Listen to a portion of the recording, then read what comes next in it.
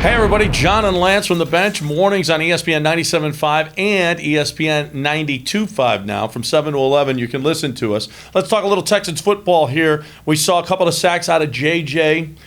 They don't have any draft capital, Lance.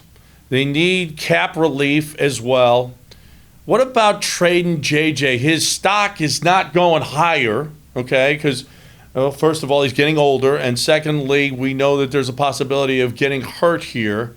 Should they even consider trading him right now? It's an interesting exercise to discuss value and things like that. You're playing to win a division, so there's no way they would even acknowledge or consider that. I don't really think you should, because every year you should try to give yourself the best chance to win possible. Now, if they start off 0-4, 0-5, I think anything's on the table. I absolutely would consider it then.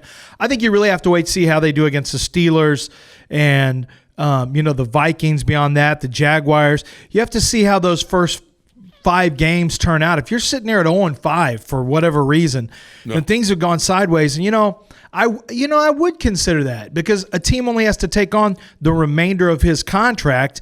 And then you would also be getting back some draft capital. Now, what would that be? Yeah. I don't know that you'd even get more than a third right now for JJ with an expiring contract.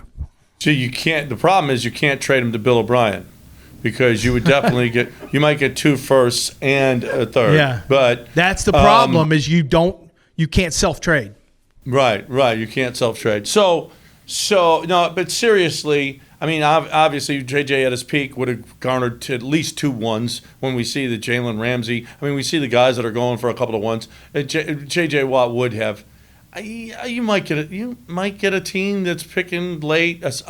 Look at the San Francisco 49ers right now. They lose Solomon Thomas and they lose Bosa.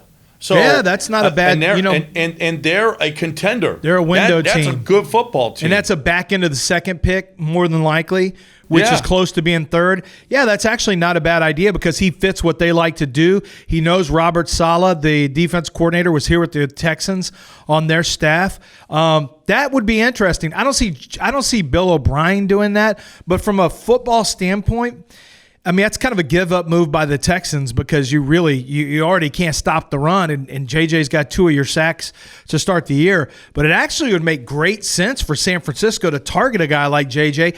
And like you said, they're in such close proximity to a championship that they might be willing to overpay just a little bit for a player who fits a need, and he fits a huge need now. Now, it used to be, I think this fan base would be up in arms if you talked about trading JJ. He's not the same guy. He's only played 2 of the last 4 years, that amount of games in the last 4 years. And he's been kind of outspoken, and he's just not the same player. And I mean, maybe some people would be. You think people would be happy to let him get out from under? A